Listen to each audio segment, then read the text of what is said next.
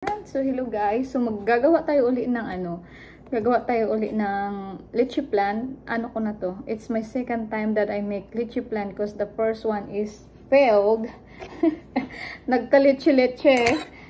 So now I'm using this. So we have the measurement and vanilla extract. So we have condensed milk and evap. And then we have 3 pan na pwede natin gamitan. And then I'm gonna use 10 eggs this time. And this, ang cute niya lang. And then yung ating lanera. Okay, mamaya ipapakita ko sa inyo.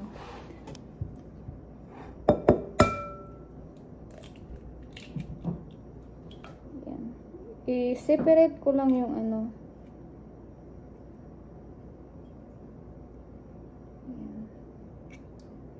para walang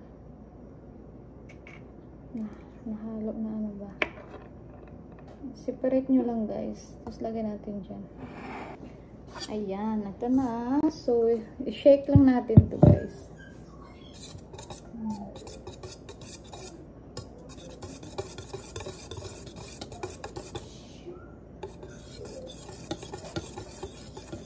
Shake ko lang. Dahan-dahan. Kasi yun ang nangyayari. Nagka-bubbles siya eh. Dahan-dahan lang tayo. Lagay ko na yung evap. Yung muna, condensed milk muna. Yan.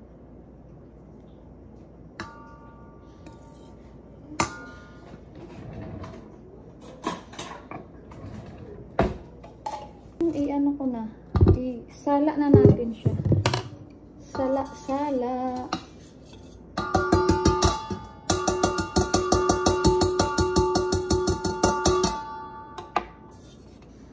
natin siya guys.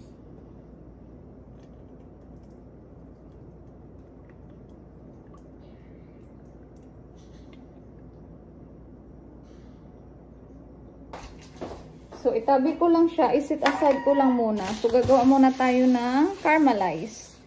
So, meron tayong 3 lanera. So, yung malaki, pangalawa, tapos ito. So,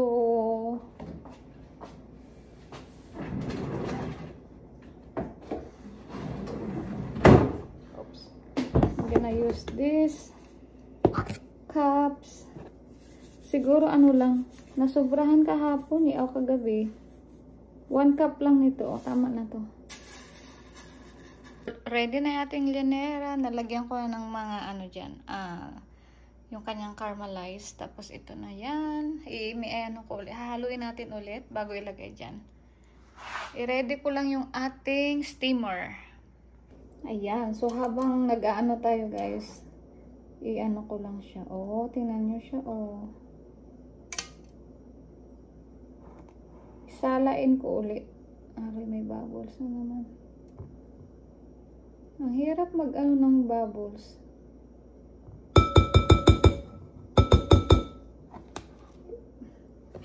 Anuhin natin ulit. Para ready na siya. So, lagay natin dito.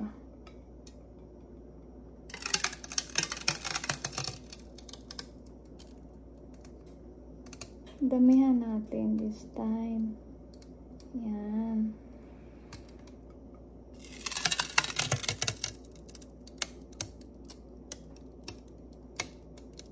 Ay, dalawa lang yung magagawa ko.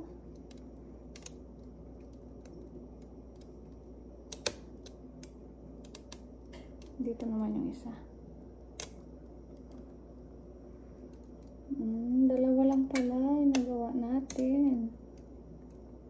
Okay lang yan. Malaki pala yung lanera natin. Siguro 12 na egg para 3 sila. Okay lang yan. Tapos i-ano natin guys.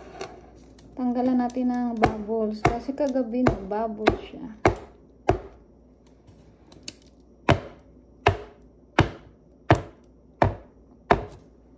Yan na yung ating ano, i-shake lang natin para mawala yung bubbles kung mayroong bubbles.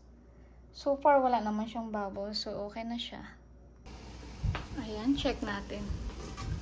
Ayan, kumukulo na siya, guys. So, pwede na natin ilagay. Ay, baba. So, ibawasan lang natin yung ano, yung apoy. So, gawin ko lang siyang ano, nasa middle. Yan, nandito. Between nasa 5 ata siya.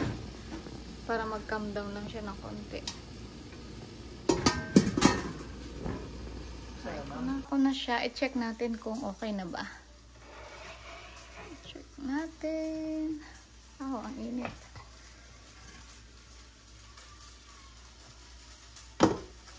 Okay, ang hirap pag marami kang ginagawa. Marami ka rin niluluto. Uy, looking good. Wait lang. Check natin.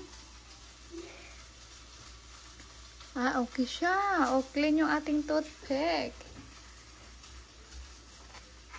Tapos yung isa.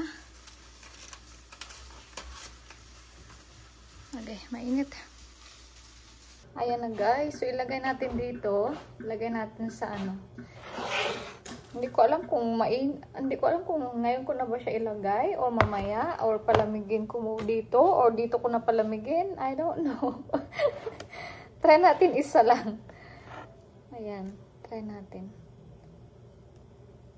Agoy. Agay, nabasa. Ay, nabasa.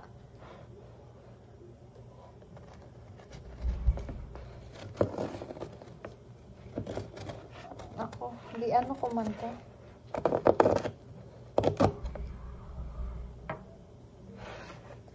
Ayan, lagay natin dito. Argoy, hindi pa pantay yung ano ko da, guys. Hindi pantay. Mabuhos siguro to eh. Hindi siya pantay. Ah, pwede na. Ay, hindi siya pantay. Ah, hayaan mo na. Pwede na yan. Okay, 1, 2, 3. Ah! Sabi ganun. Uy, na-perfect natin. In fairness. Ayan. So, nilagyan natin ng takip. Uy, in fairness, mas gusto ko yung steam kaysa sa bake. Ang ganda!